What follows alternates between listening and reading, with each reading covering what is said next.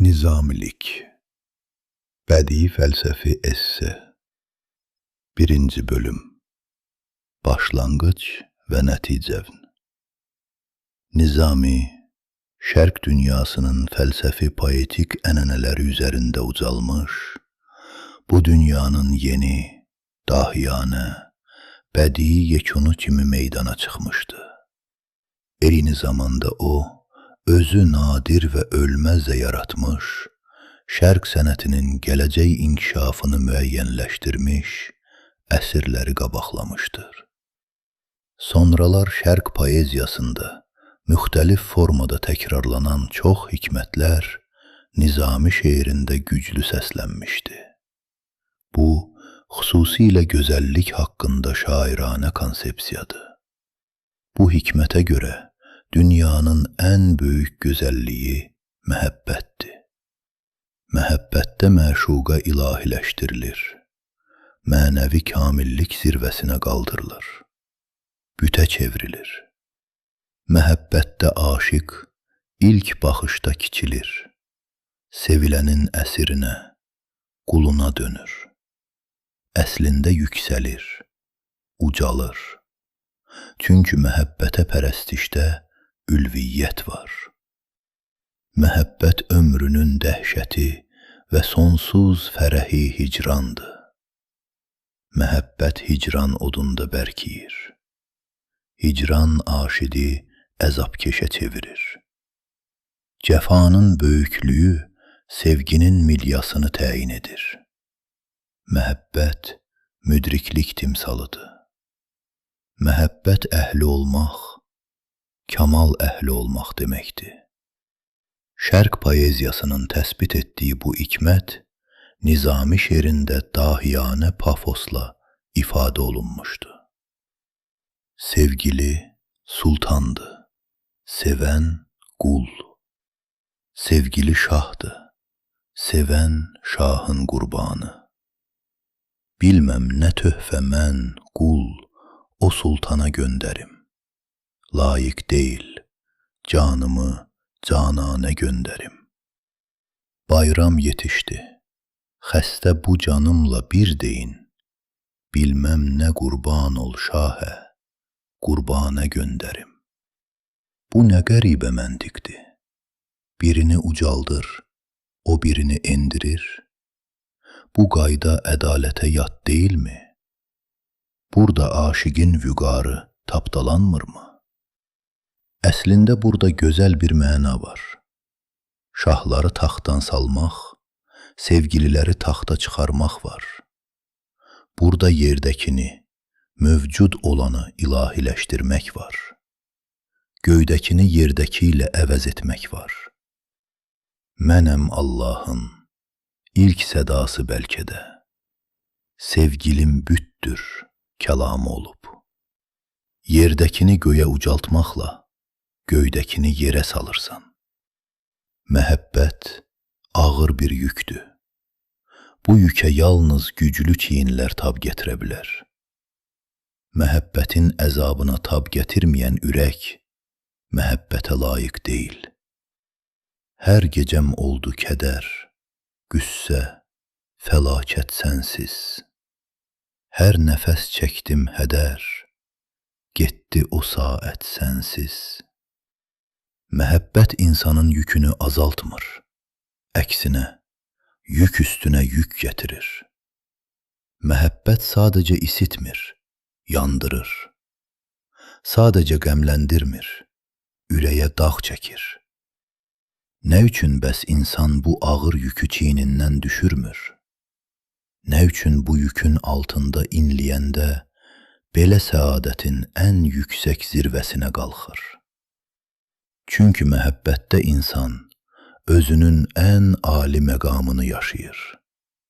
Eşqdə sevgili təbiətin ən dəyərli incisi kimi vəsf edilir. Eşqdə insan gözəlliyi təbiət gözəlliyini kölgədə qoyur.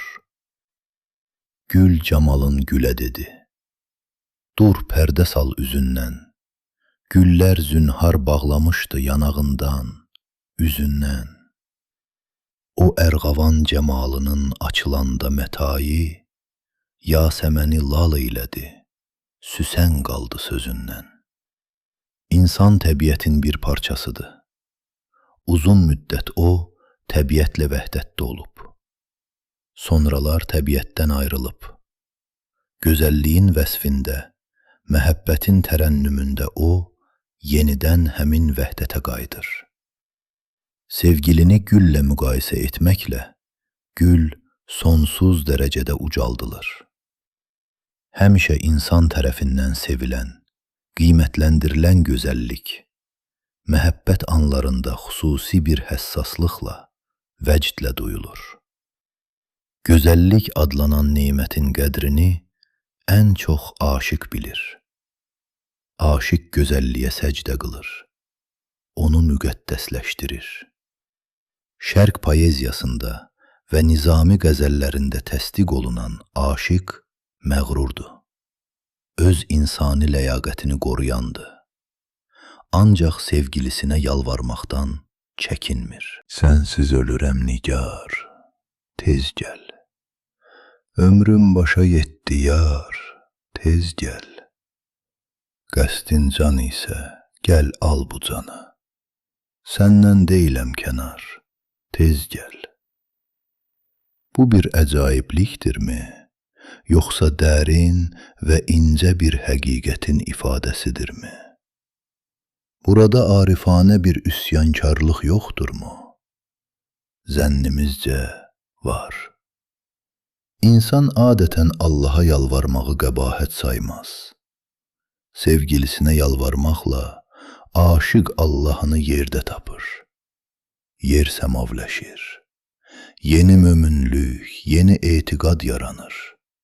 Gözəlliyə, məhəbbətə müqəddəs inam. Sevgiliyə yalvarmaq həm də ona mənən yaxın olmaq, onu doğma bir varlıq saymaqdır. Əslində böyük məhəbbət, bir-birindən uzaq olan iki keyfiyyətin, müqəddəsləşmənin və doğmalaşmanın vəhdətidir. Sevirəm, deməli ilahiləşdirirəm. Sevirəm, deməli məhrəmləşdirirəm. Sevirəm, deməli özümə doğma saydığımı müqəddəsləşdirirəm. Hicran böyük imtihandır. Burada məhəbbətin fəğanı ərşə çıxır. Yarın misilsizliyi şiddətli bir daxili dramatizmlə duyulur. Mənəvi əzab öz son nöqtəsinə çatır. Aşiq qəm əhlinə çevrilir. Ürəyə kədər, istirab dalğaları dolur. Sənin ol cəlb eləyən vəslinə and içdim. İnan, hicrinə yandı canım. Yox daha taqət sənsiz. Eşqin səfasını cəfasız görmək istəyənlər nizami məhəbbətini dərk etməzlər.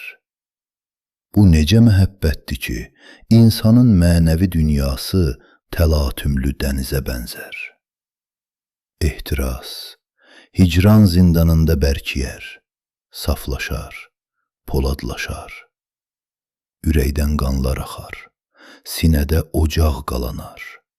Hicran aşiqi məhşər ayağına çəkər.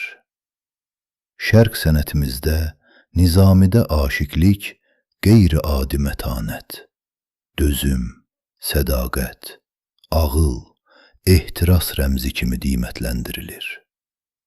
Maşılar üçün hicran məhəbbətin sonu, aqillər üçün yetkinlik çağıdır. Hicran məqamında gözəl və qeyri-adi mənəvi həyat başlayır.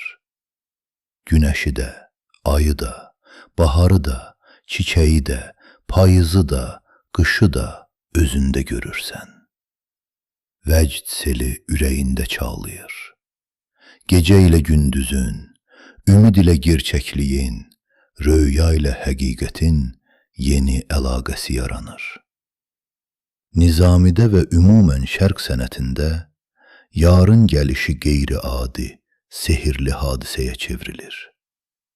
Aşiqin gözünə adi qadın yox, ilahi varlıq görünür.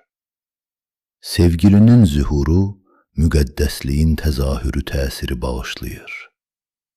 Allaha şükr edirəm, ey gözümün nuru, bu gün yar gəlib göz önünə, sərvi xuraman görünür.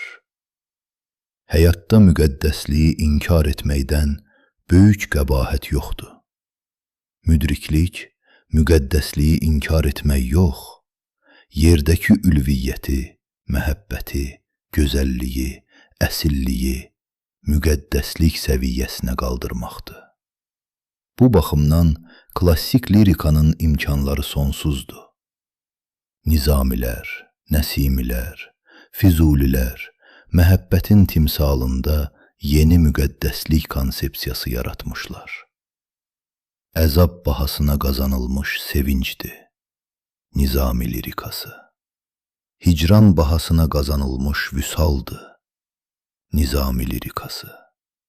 Müqəddəslik səviyyəsinə qaldırılmış məhəbbətdir, Nizami lirikası. Ülviliklə adiliyin vəhdətindən törəmiş şeiriyyətdir, Nizami lirikası. Real gözəlliyə sonsuz pərəstişdən doğmuş ümiddir, Nizami lirikası. Qəmindən Füzuli, fərəhindən Hafiz, munisliyindən Nəsimi, şuxluğundan Vaqif, ülviliyindən Cavid yaranan bir poetik dünyadır, Nizami lirikası. 2. bölüm. İnsan ləyaqəti. Dünyada çox şey dəyişir. Duyğular, fikirlər, niyyətlər, arzular. Ancaq dəyişməyən ürəklərdə əbədi yaşayan, ölməz həqqiyyətlər də var. Vicdan, ədalət, sevgi, hünər, mərdanəlik, fədakarlıq, əsillik, bəşəriyyətin mənəvi sərvətləridir. Həmin sərvətləri bəşəriyyət ən böyük var dövlət kimi nəsillərə bəxş edir. Mütəfəkkirlər qəbaətə qarşı bir tabu, qadağan dairəsi yaradırlar. Nizaminin sirlər xəzinəsi, insan ləyaqətinin dərin fəlsəfi vəsfinə, ədalətin, doğruçuluğun, munisliyin, idrakın bədii fəlsəfi təsdiqinin, insan ilə dünya arasındakı əlaqələrin mürəkkəb təhlilinə həsr edilmişdi. Nizami mənəvi sərvətləri ilahi bir qüdrət rəmzi kimi tərənnüm edir. Onlardan birincisi sözdür. Söz eşqin lüğətində öz canımızdır bizim. Biz sözük, bu bədənsə eyvanımızdır bizim. Qəhrəman qüvvəti dizdən, söz qüvvəti könüldən alır. Söz könüldən başqa şey tanımaz kainatda. Nizami şeirində könül özü böyük, əlvan, geniş, mürəkkəb dünyadır. O qapısını yalnız mətanətli və aqil şəxslərə açır. Könül qapısına gedən yollar yoxuşludur. Könül qapısını döyməyən təb sönükdür. Könül qapısından keçən ilham günəşlidir. Böyük, ülvi, qadir fikir könül otağında doğulur. Bu doğulma qeyri-adi, sehirli, sirli duyğular, düşüncələr axar yaradır. Həmin məqamda təbiət coşub daşır, yer-göy canlanır, ürəyə məhəbbət gəlir, dünya mağıllaşır. Yasəmənin qoynunda özünə yurt saldı gül, gül ətəyi ayaqdan tikan çıxarırdı bil. Otlar şəkər tuturdu, elə bil ki əlində, marallar şirməst oldu bu şəkərlər çölündə. Gah salama dururdu çəmənə qarşı bahar, gah gül edərdi kara, təşəkkürünü izhar. Bu məqamda dünyanın ən parlaq rəngləri gözə oxşayır. Təbiətin əvəzsiz gözəllikləri üzə çıxır. İdrakın qapılarını üzümüzə açır. İlhamlı, ehtiraslı fikrin doğulması, təbiətin şairanə çağı, məhəbbətin vəcdi, insan qüdrətinin təntənəsi kimi təsvir olunur. Nizaminin tərənnüm etdiyi digər mənəvi sərvət ədalətdir. Ədalət həqiqətlə əkizdir. Ədalət, toxumu səpilən torpaq daim məhsullu olar. Təbiidir ki, ədalət də həqiqət kimi öyüdlə, nəsihətlə bərqərar olmur. Ədalətsizliyin səbəbi bilməzlik də deyil. Nizami, ədalətsizliyin yırtıcı, məhvedici mahiyyətini dərindən anlayır və ədalətə yad olan insana dünyaya yad olduğunu dərk edir. Ey mərdlik qalxanını əlindən yerə salan, şeytan aldadan kimi səni aldatmış cahan, vurub yıxmaqla deyil ağıllılıq, unutma. Hünəri ədalətdən heç zaman uca tutma. Zülm ilə bu dünyanı almaq deyildi mümkün. Ancaq ədalət ilə alarsan hər bir mülkü. Nizamiyə görə səmanın ayı, günəşi, ulduzları olduğu kimi, insan qəlbinin də öz səyyarələri var. Onlarsız könül aləmi qaranlığa bürünərdi. Həmin ülvi duyğulardan biri də ədalət hissidir. Ədalət böyük inamdır. İnsan səadətə, hörmətə, qayğıya layiqdir. Əsil böyüklük insana gərək olmaqdır. İnsan dünyaya şər üçün yox, xeyir üçün gəlib. Onun arzusu bayquş çığırtılarını yox, bülbül nəğməsini dinləməkdir. Nizaminin vəsf etdiyi həm də doğruluq, bütövlük, zəhmətsevərlik, hünərvərlikdir. Hər kəsin ki yəqini düzlük, doğruluq olsa, xoşbəxtliklə qurtarar hər işi, batmaz yasa. Doğruluq ilə bütövlük qardaşdır. Doğruluğun rəngi birdir, saxtakarlığınki min bir. Gəl olma iki rəngli, olma gecə gündüzlü, gəl olma Rum sifətli, gəl olma Həbəş üzlü. Nə qədər ki Həbəşlik, Rumilik ki var səndə, bu qanmazlıq, zalımlıq olar bərqərar səndə. Doğruluğun məskəni, ev eşiyi bəllidir, saxtakarlığınki naməlum. Doğruluq ardıcıl səmimiyyətdir, saxtalıq ardıcıl oyun. Doğruluğun yolları yoxuşludur, saxtalığınki eniş. Doğruluq acıdır, saxtalıq şirin. Doğruluq sabahı görməkdir, saxtalıq məqama pərçimlənmək. Doğruluq məğrurluqdur, saxtalıq miskinlik. Hünər ilə doğruluq əkizdir, çünki hünər doğruluq miqyaslı fədakarlıqdır. Çünki hünərdə etik tələb şəxsi mənafeyi üstəliyir. Çünki hünər ən ali və ən təbii özünü təsdiqdir. Hünər bütöv şəxsiyyətlərin payına düşür. Əməksevərlik. Nizami sənətində müdrikliyin timsalı kimi qiymətləndirilir. Əməyi sevən öz insani ləyaqətini qoruyandı. Əməyi sevən həyatı düzgün dərk edəndi. Nizaminin inkar etdiyi naqisliklərdən biri nəfs əsirliyi, hərislik, heyvani qidalanma tərzidir. Ey həyatda öküz tək, eşşək tək ömr eyləyən, heyvən tək otlamalı dad bilən, ləzzət bilən. Xəbərsizsən günəşin mərkəzindən, bunu bil, lacivərd dairədən qafilsən, xeyli qafil. İnsan dünyaya qarın nəşəsi üçün gəlməyib.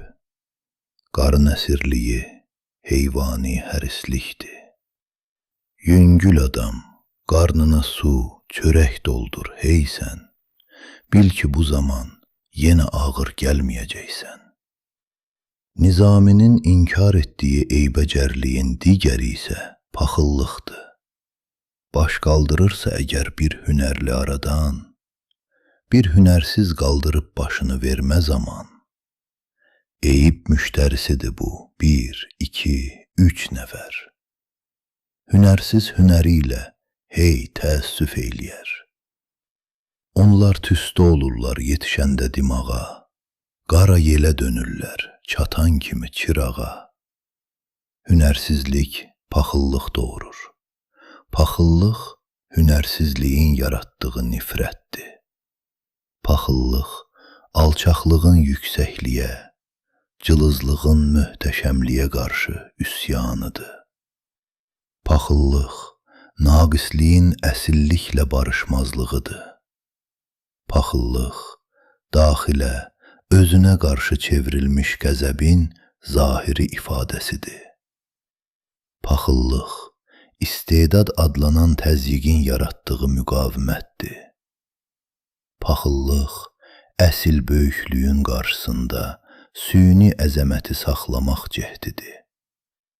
Paxıllıq ülviliyin bəsitlik qəlbinə salınmasıdır. Paxıllıq balaca mənə çalınan layladır. Paxıllıq acizliyin büründüyü kəfəndir. Paxıllıq naqisliyin təbiətdən aldığı intiqamdır. Nizami Sirlər Xəzinəsində həm də dünyaya münasibət haqqında dərin, orijinal fəlsəfi fikirlər söyləmişdi. Nizamiyə görə dünya öz qaydalarına əsasən dövran edir. O, insan arzularını, məqsədlərini nəzərə almır. Dünya insana yox, insan dünyaya uyğunlaşır. Həm də dünyanın insana düşmən münasibəti var. Onun təbiətində insana yağlıq yaşayır. Dünya qocadır, dardır. Ona diqqət eləsən, qoy səni aldatmasın gənc. Görünsə də üzdən, cavan görünən qoca, əldə tutsa dəstə gül. Aldanma heç bir zaman, atəşdir o, gül deyil. Bu alış-veriş evi gördüyün dünya ki var, biri verər, o biri aman vermədən alar. Biri ipək qayıran, hörən bir qurtsa əgər, o biri mütləq ipək yiyən bir qurda bənzər. Dünya aldadıcıdır, verdiyini aparandır. Bununla belə, insan dünyanın yaraşığıdır. Pərizadların sonuncu balasıdır, sevimlidir. Ölümü sakit, müdrik qarşılamaq nizami etikasının əsas tələbidir. Ölümlə insan torpağa qayıdır və əbədi bir qanunun bir gün yaranan, bir gün öləcək hökmünə tabi olur. Dini xüsusiyyətlərinə baxmayaraq, Nizaminin ölüm haqqındakı mühakimələri heyrət doğurur. Burada ölümün qarşısında sarsılmaq miskinliyi yoxdur. Nizami sənətində dünya mürəkkəbdir, ziddiyyətlidir. İnsan ömrü əzablı, məşəqqətlidir. Amansız bir qəddarlıq var dünyanın insana münasibətində. Bununla belə, sərrast göz dünyada hədsiz gözəlliklər görür. Nizaminin insan ləyaqəti haqqında düşüncələrini aşağıdakı şəkildə yekunlaşdırmaq olar. Ədalət və həqiqət əzəmətindən yaranır. İnsan ləyaqəti. Həsədin, eybəcərliyin, vəhşiliyin məhvindən yaranır. İnsan ləyaqəti. Yerin, göyün, təbiətin böyük mənasına dalmaq qüdrətindən yaranır. İnsan ləyaqəti. Ağlın instinkt üzərində qələbəsindən yaranır. İnsan ləyaqəti. Ölüm qorxusunun ölümündən yaranır. İnsan ləyaqəti. 3-cü bölüm. Dünya ilə söhbət. Eşqdən danışmaq, dünyadan, təbiətdən, gözəllikdən, əsillikdən danışmaq deməkdir. Eşqdən danışmaq, dünyadan, təbiətdən, gözəl iradənin, ağlın böyüklüyündən, ürək dünyasının şeiriyyətindən, ali özünü təsdiqdən danışmaq deməkdir. Eşqdən danışmaq, Tərəddüdün, miskinliyin, zəifliyin, təkəbbürün, yalanın, hər cayı həvəsin süqutundan danışmaq deməkdir. Eşqdən danışmaq, bahar təravəti və mehindən, sifət və könül cazibədarlığından, gənclik qüdsiyyətindən, gecə sehrindən, səhər ətrindən, gül nəvazişindən, günəş səxavətindən, hicrandan, vüsaldan, göz yaşlarından, fərəhdən danışmaq deməkdir. Eşqdən danışmaq, yerdə, göydə, kainatda çağlayan gözəlliyi görmək deməkdir. Sevgi dünyası, pillələr dünyasıdır. Dünyanı pillə-pillə, mərhələ-mərhələ dərk etmək məqamıdır. Nizaminin dahiyanə, Xosrov və Şirinini məhəbbət ensiklopediyası adlandırmaq olar. Burada sevginin bütün çalarları, onun adi və qeyri-adi anları, vüsəti canlanır. Məhəbbət dənizinin rəngarəng məqamlarını seyr edirik. Coşub daşan, məcraya sığmayan sevgi, yanıb yaxılan, yandırıb yaxan, şimşək kimi çaxan sevgi, eyş-işrət saçanda qovrulan sevgi, insan vüqarını təsdiq eləyən, dözümlü, səbirli, ağıllı sevgi, insan əzabkeşliyi, cilovsuz duyğular toqquşmasından yaranan sevgi, daim sahilini aşan və daim sahilinə qayıdan sevgi. Məhəbbət çayının bulanıq çallarını da seyr edirik, duru anlarını da. Giley güzar, qəzəb məqamları da gözümüzün qarşısından keçir, mehir, fərəh, nəvaziş çalları da. Dünya gözəldir baharıyla, sevgilisiyle. Dünya eybəcərdir ölümüyle, amansızlığıyla. Nizaminin sevgi haqqında düşüncələrinə faciəvilik gətirən budur. Dünya gözəlliyə qıya bilir. Özü yaratdığını, bəslədiyini özü də məhv edir. Nizami dünyanı sevə-sevə inkar edir, inkar edə-edə sevir. Biz Xosrov məhəbbətini adi məhəbbət adlandırırıq. Bütün müsbət və mənfi tərəfləri ilə adi məhəbbət. Heyrət və həvəs, şəhvət ilə vəcd qarışığından yaranmış məhəbbət. Eyşi işrət meyli, həyatdan kam almaq ehtirası, əbədi və böyük gözəlliyə bağlılıq. İki təzadlı duyğunun vəhdətindən doğmuş məhəbbət. Əsil böyük sevgi və sadə, əylənmək, nəşələnmək həvəsi. Məhəbbəti tapmaq və itirmək. Ehtiras atının cilovunu saxlaya bilməmək. Böyük sevgini kiçik sevgilərə dəyişmək, lakin yenidən böyük sevgiyə qayıtmaq. Şirini şəkərlə əvəz etmək, ancaq şirinsiz yaşaya bilməmək. Xosrov əyyaş deyil. Əyyaşın ürəyində ülviliyə meyl olmazdı. Ancaq Xosrov eşq fədaisi də deyil. Xosrovun qəlbində pak, təmiz duyğular olduğu kimi, bulanıq duyğular da var.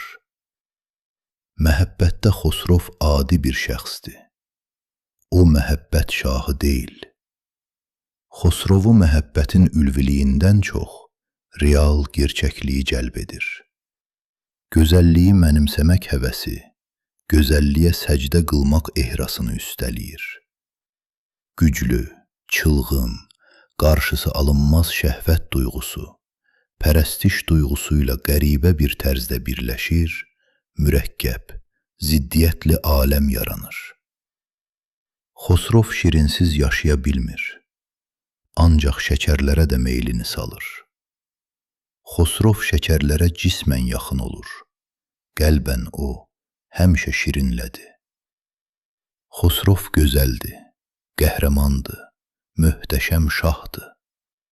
Ancaq məhəbbət yoxuşlarında yorulur.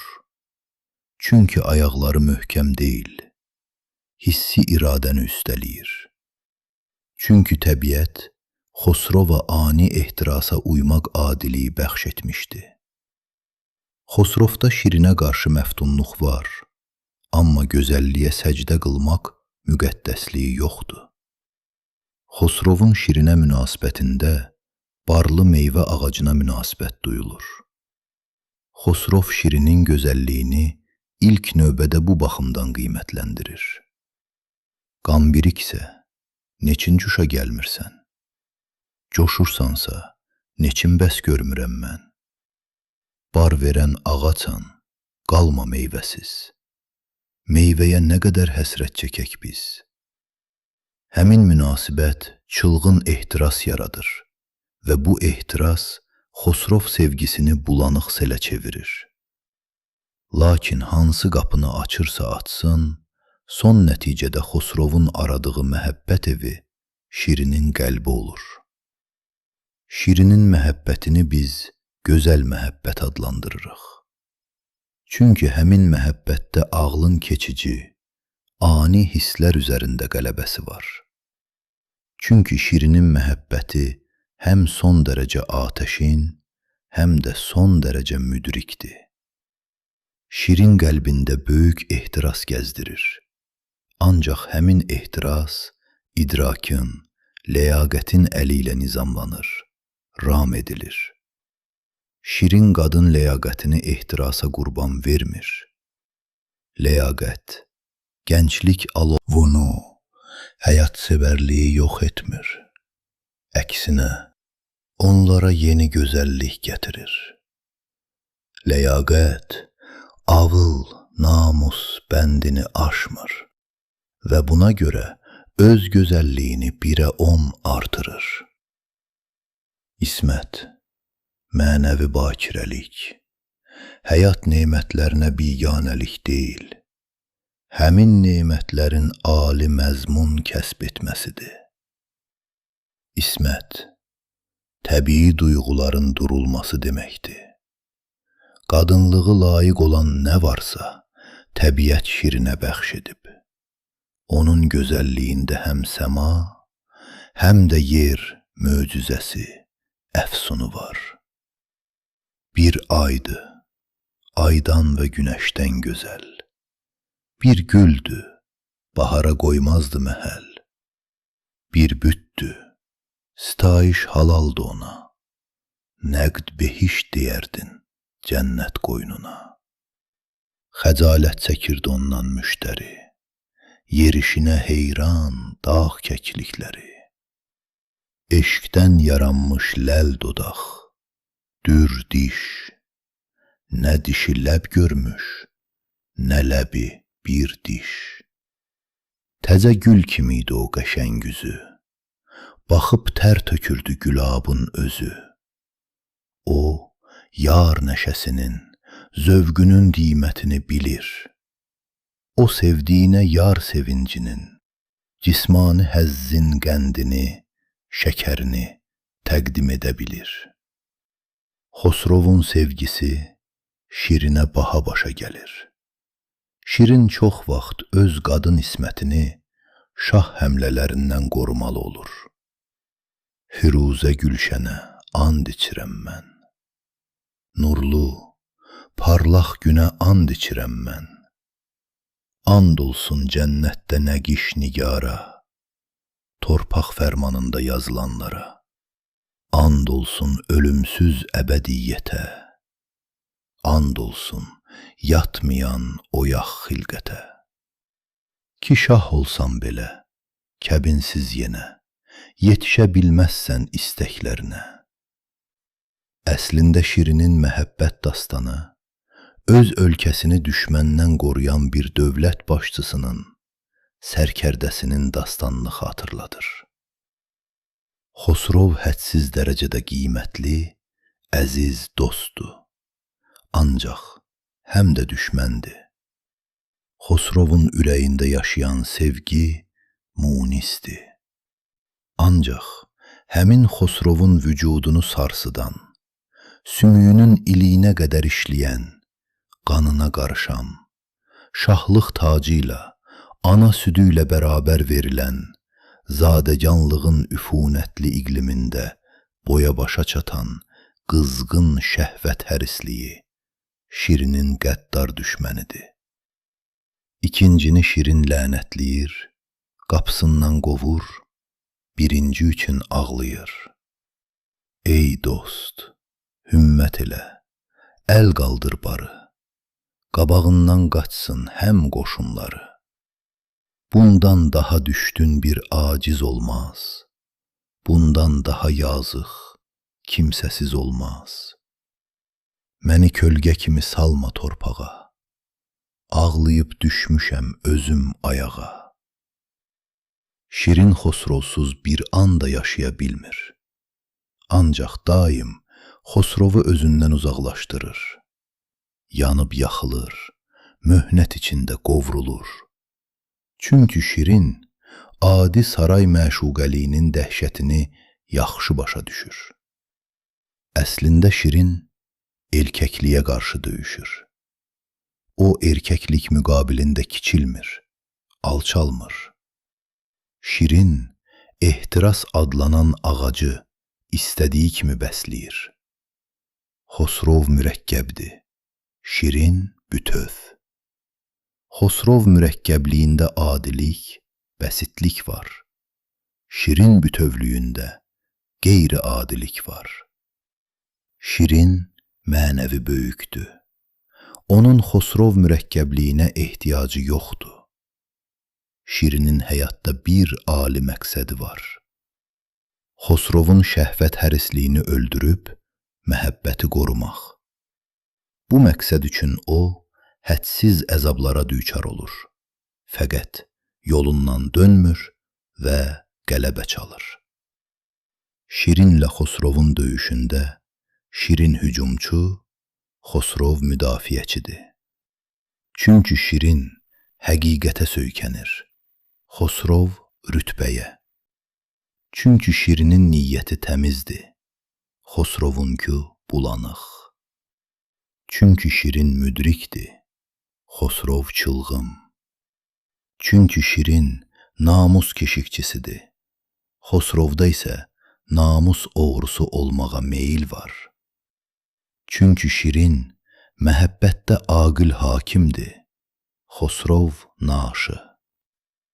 Çünki Şirin məhəbbətdə müəllimdir, Xosrov tələbə. Şirin Xosrovun arxasınca gedəndə belə əzəmətlidir.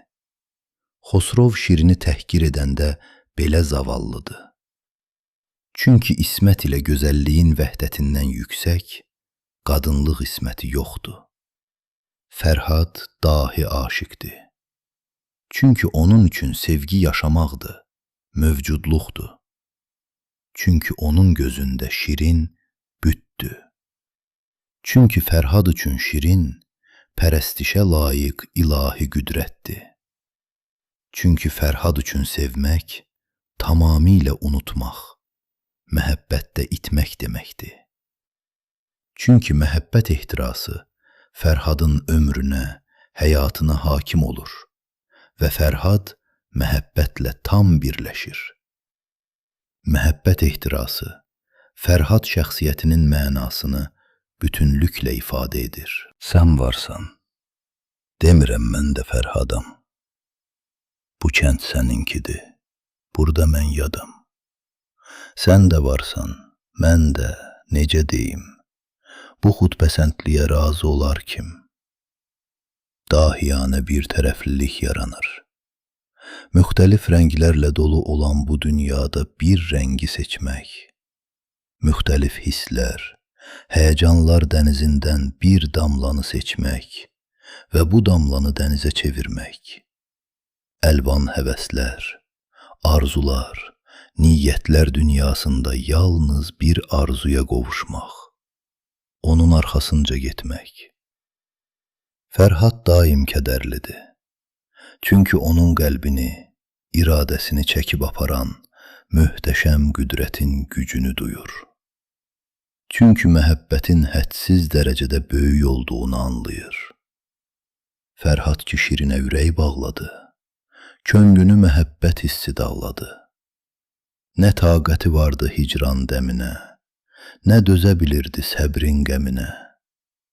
Divtək insanlardan qaçaq gəzirdi, xəstə adam kimi naçaq gəzirdi. Üz tutdu çöllərə, qaçdı dağlara, gəlmişdi əlindən dağlar da zara.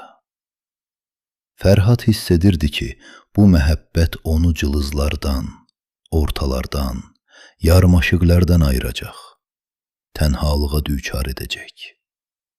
Eyni zamanda o, dahi eşqin Xosrovlar dünyasına sığmadığını da duyur və qəmlənir. Fərhadlara təbiət möhtəşəmliyə qovuşmaq səadəti verdiyindən, bəsitlikdən təcrid olunmaq cəsarəti də verir. Çünki Fərhadlar ülvi ehtiras axarında cılızlığı görmürlərsə də, cılızlıq onların böyüklüyünü görür. Əslində Fərhad Xosrov məhəbbətinin inkarıdır. Xosrov sevgisi olsa təpədir. Fərhad eşqi uca dağdır. Təpələrin də öz gözəlliyi var. Ancaq təpənin yanında zirvəli dağ göründü mü, təpə cəzbi sönür. Fərhadın peyda olması Xosrov üçün gözlənilməz haldır. Xosrov üçün Xosrov miqyaslı rəqibin yaranması təbii olardı. Fərhad qeyri-adi aşiqdir. Fərhadların Xosrovları təlaşa salmalarının səbəbi budur. Fərhad öz vurğunluğu ilə Xosrovu məhəbbət taxtından salır. Fərhad adlı mənəvi pəhləvanın yanında Xosrov çox kiçik görünür. Fərhadlar Xosrovlar üçün dəhşətli təhlükədir. Ona görə də məkr işə düşür. Dünyanı Xosrovların xeyrinə Fərhadlardan təmizləyir. Kiçiklik sevinir, çünki dəhşətli bir təzyiqdən, dahilik təzyiqindən xilas olur. Fərhadlar məhv olmasaydılar, Xosrovlar sevilməzdilər. Fərhad məhəbbəti şirin məhəbbətindən də üstündür. Çünki ülvidir, sonsuzdur, vəcidlidir. Fərhadın amal dostu, məslək qardaşı Məcnundur. Onların aqibəti birdir. Vəhşi atlar kimi çöldə qaçaraq, vəhşilərə munis olmuşdu ancaq. Dünyanın toruna düşən heyvanlar onun dörd yanında qurmuşdu hasar. Bəzən ceyranlarla bağlardı ülfət, bəzən marallarla bağlardı ülfət.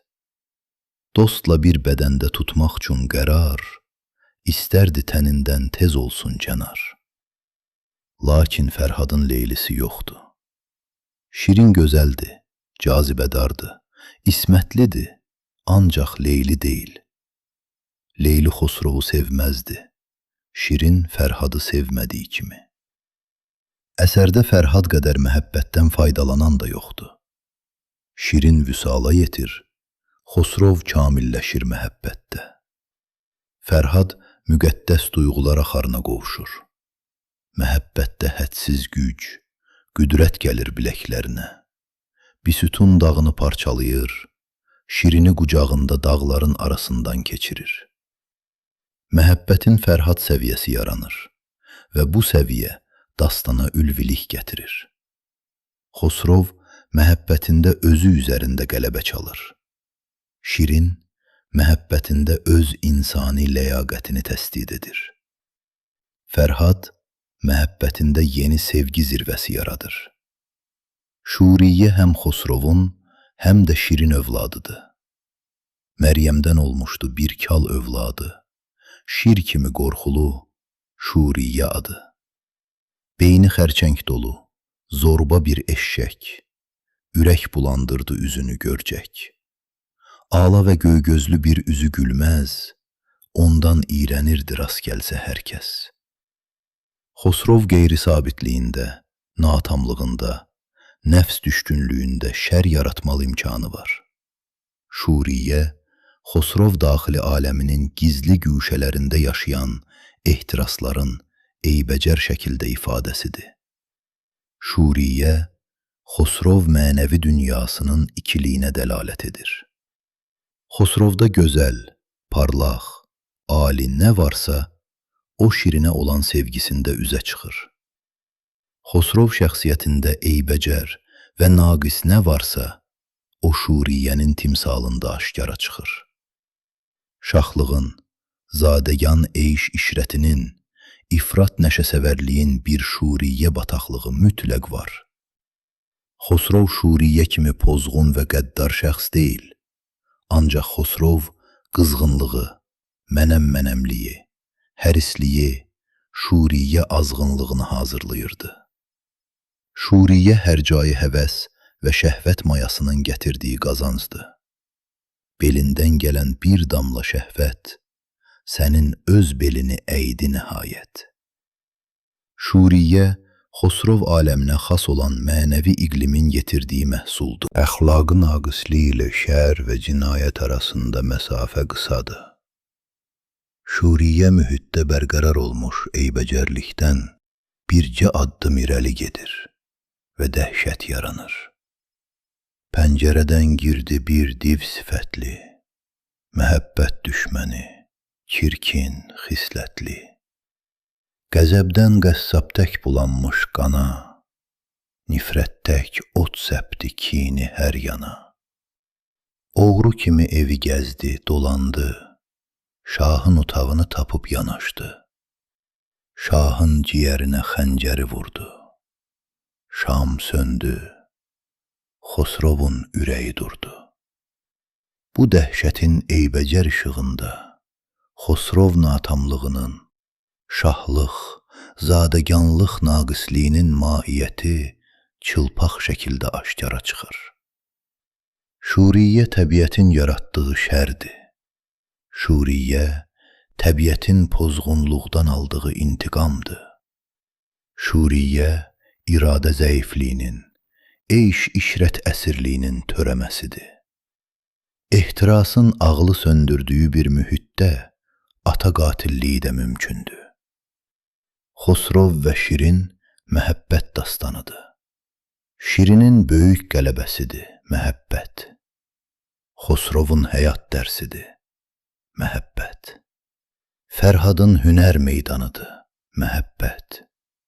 Nizaminin dünya ilə söhbətidir məhəbbət. 4-cü bölüm. Zəmanə ilə döyüş. İnsan nə vaxt ucalır? Ali ehtirasın əbədi yolçusuna çevriləndəmi? Özünü müqəddəs duyğu axarında itirəndəmi? Yüksək və munis məqsədlə eyniləşəndəmi? Ömrünü inamına tapşırandamı?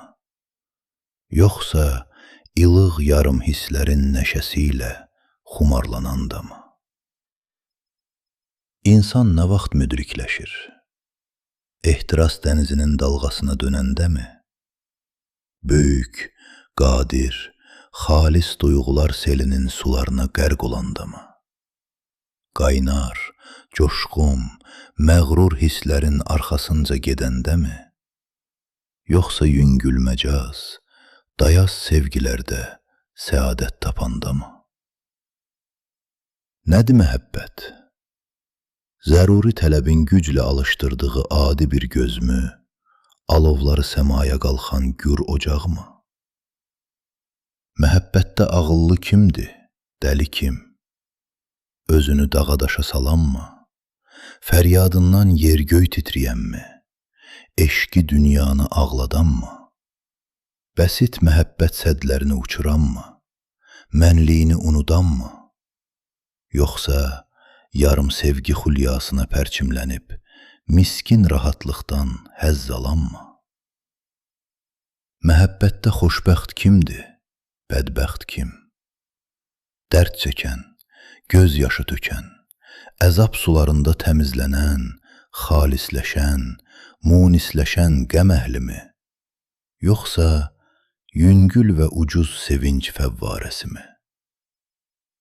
Nizaminin Leyli və Məcnununda əsil insani, ali həyat tərzi və yüksək, müdrik, qeyri-adi məhəbbət təsdiq olunur.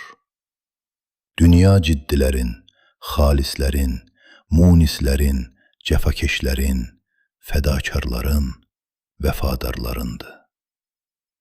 Yaxşı yaşamaq, dərin duymaq, miqyaslı düşünmək, çətin məniyələr dəf etmək, dözüm və mətanət odunda bərkimək deməkdir. Əsl məhəbbət intihasız, ölçüsüz, qeyri-adi, ülvi duyğudur. Məhəbbətin dəliliyi, məhəbbətin əsilliyidir.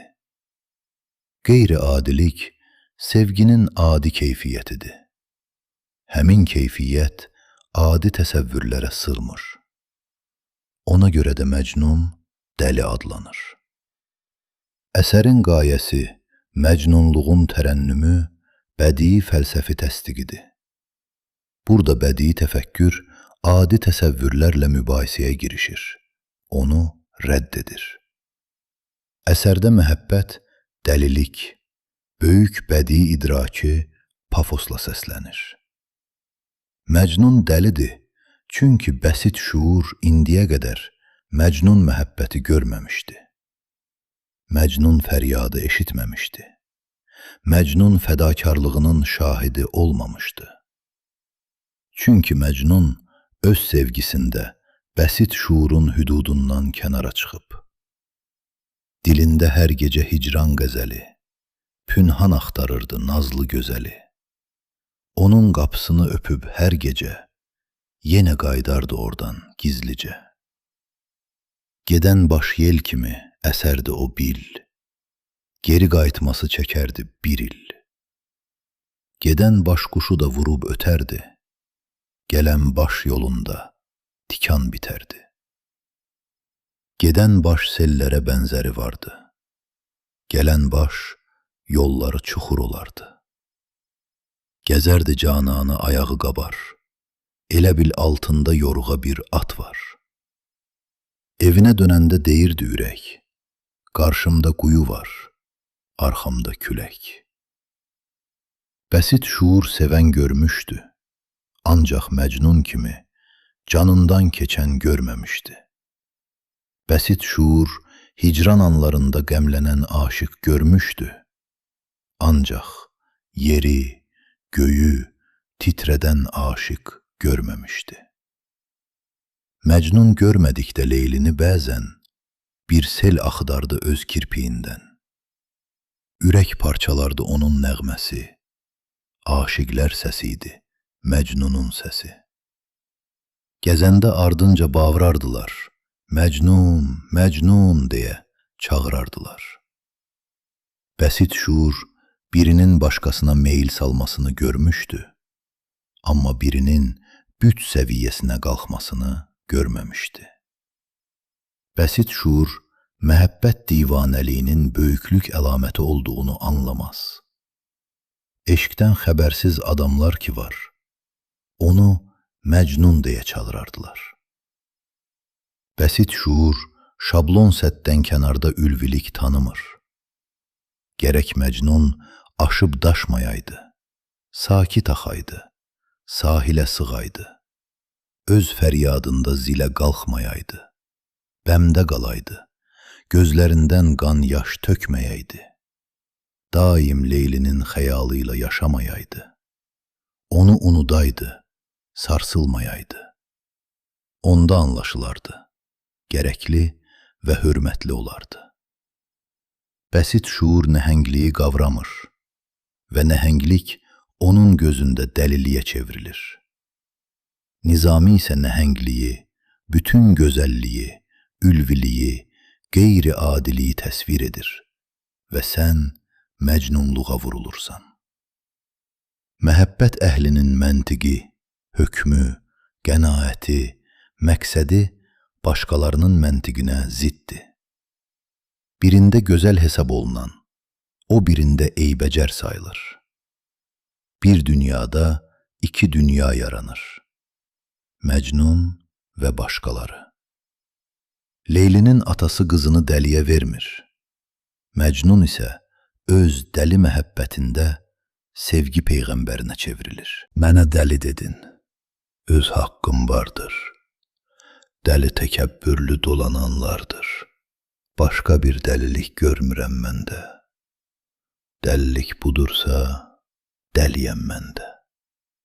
Həm də Məcnun öz eşqində görünməmiş mənəvi nəşə, həz mənbəyi kəşf edir.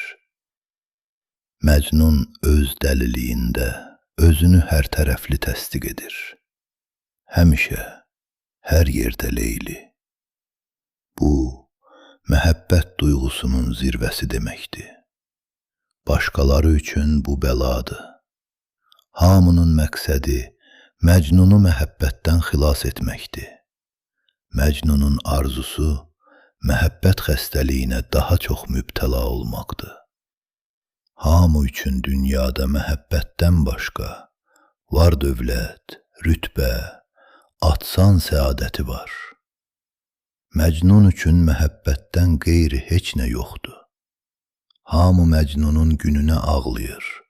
Məcnun isə öz bədbəxtliyi ilə öyünür. Hamının arzusu dəli ehtirasdan əl çəkib, adi, firavan həyat sürməkdir.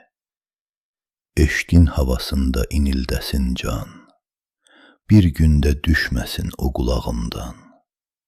Eşq ilə yaşayır aləmdə səsim, eşqsiz aləmdə batar nəfəsim. Eşqdən yoğrulmuş ruhum, bədənim, eşqsiz bir günüm olmasın mənim. Eşqsiz bir ürək heçliyə varsın, onu qəm selləri yuyub aparsın. Qoy eşqim ucalıb namidar olsun, mən özüm ölsən də, eşqim var olsun. Hamı üçün məcnunluq bir andır, Məcnun üçün tam həyatdır. Məcnunun şöhrəti də mühitindən kənardadır. Məcnun məhəbbəti Məcnunun iradəsini özünə tabe edir.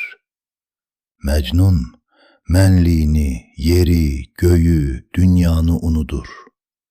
Başqaları bunu heç cür qəbul etmir. Qəribə bir vəziyyət yaranır. Böyük mən özünü fəda etməkdə səadət tapır, cılız mən özündən keçmir. Məcnun özünü böyük amala qurban verən xoşbəxtlərdəndir. Bütün digər düşüncələr, qənaətlər, məqsədlər Məcnun varlığından uzaqdır. Bu özünü ən çox Məcnunun atası ilə münasibətində göstərir. Məcnunun atası oğlunu xoşbəxt görmək istəyir. Ancaq Leylisiz Məcnun yoxdur. Leylisiz yaşamağa Məcnunun gücü çatmaz. Bu onun ixtiyarında deyil. Ata oğlunu var dövlətin varisi görmək istəyir. Ancaq Məcnun varis olmaq üçün yox, sevmək üçün doğulub. Məhəbbət adlanan zirvədən var dövlət varisliyi heç görünmür də. Qeyri-adi oğulla ata çox adi davranır. Buna görə də istədiyinə nail olmur.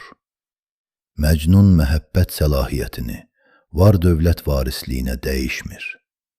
Ağlı başında olan da dost ordusunun basılmasını istərmi?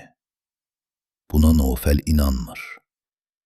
Qeyri-adi poetik təbi olan bir şəxsin ahulara, ceyranlara həmdəm olması rəvadırmı? Buna Zeyd inanmır. Nəhayətsiz, sonsuz da qəm olarmı? Buna Səlim inanmır. Nofəl bilmir ki, Məcnun üçün Leylinin adı ilə bağlı nə varsa əzizdir. Nofəlin ordusu Leylinin atasının əskərlərini tələf edirlər. Ona görə Məcnun xilaskarlarının məğlub olmasını arzulayır. Bu anda Məcnun öz sədaqətini unudur.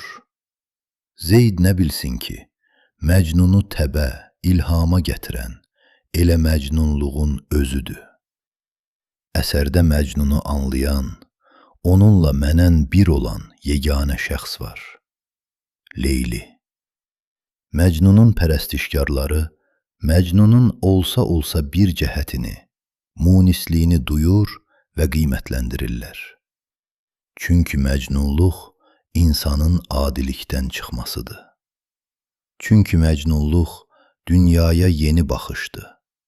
Çünki məcnunluq bəsitlərin nəzərində aldanış, əcaiblik, yanlışlıqdır.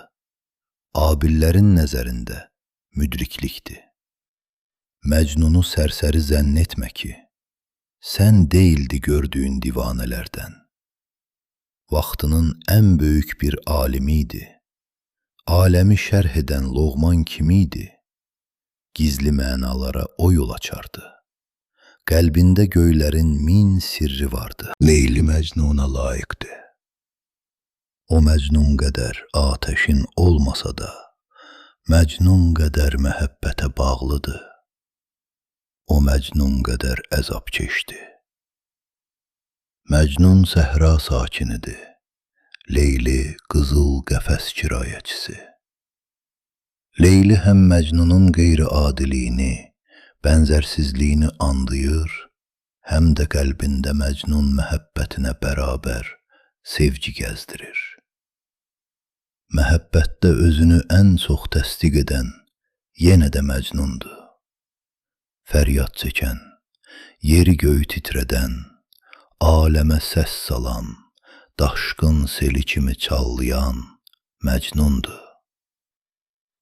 Ancaq Leyli təmkinində, səbrində, intizarında, naləsində Məcnunluğa qovuşan ülvi bir şeiriyyət var.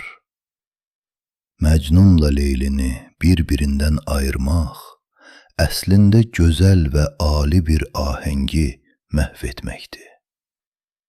Təbiət Leyli Məcnun vəhdətinə meyil etdiyi halda, mənfur qaydalar, təcavüzkar naşılıq bu vəhdəti pozur. Leyli və Məcnun dastanının dərin faciəvi mənası elə bundadır. Məcnun məhəbbəti şimşəkdirsə, Leyli məhəbbəti yağışdır. Məcnun məhəbbəti gur çaydırsa, Leyli məhəbbəti çaya axan bulaqdır. Məcnunun dərdi dünyanı yandırır, Leylininki özünü. Məcnun ilə Leyli eyni dildə danışırlar. Bu ətrafdakıların anlamadığı ülvi məhəbbət dilidir. Əsərdə Leyli eşqi ilə kamala yetən Məcnun var.